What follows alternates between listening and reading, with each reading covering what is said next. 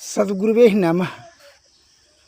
मोहन सांसव शोभन हारा, देखहि स्वप्न अनेक प्रकारा।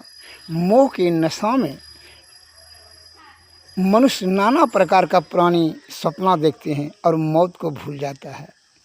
अतः उसका दुष्परिणाम यह होता है कि यह जीव आत्मा की विषया आसक्त होकर के, मोहित होकर के विषय से आसक्ति हो जाती है और इसकी दुर्गति होने लगता है। जिस प्रकार धूप के संपर्क में जब आप आते हैं तब छाया बनता है और उसका संताप सहना पड़ता है। जब छाँव में रहते हैं तब तक ना छाया बनता है और ना ताप से लगता है। उसी प्रकार जब आप विषय के संपर्क में आ जाते हैं तब आपको विषय के लपेटे में चले जाते हैं और उसका दुर्गति होता है कि यह जीवात्मा का जो है 84 लाख योनि में भ्रमण करना पड़ता है, सद्गति नहीं मिलता है। कैसे, उदाहरण देते हैं। एक महात्मा जी अपने शिष्य राजा के यहाँ गए, भोजन खिला, बड़ा सत्कार किया, भोजन खिलाया तो राजकुमारी ने परोस के खिलाए। उसकी रूप यौवन को देखकर बड़ा महात्मा जी प्रभावित हो गए, विषया आसक्त हो गए।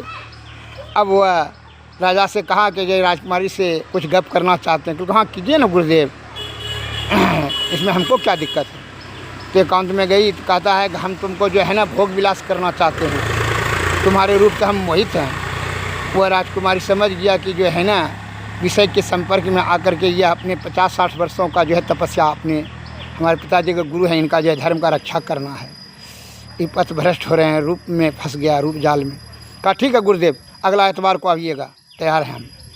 जो है अगला एतवार को जो है गुरु महाराज का ठीक है, बचन का वादा निभाना। हाँ नहीं तो श्राप दे देंगे, जल के राख हो जाएगा तुम। कहेंगे नहीं नहीं नहीं गुरुदेव आप आइए ना, आपका हम आज्ञा कैसे टाल सकते हैं।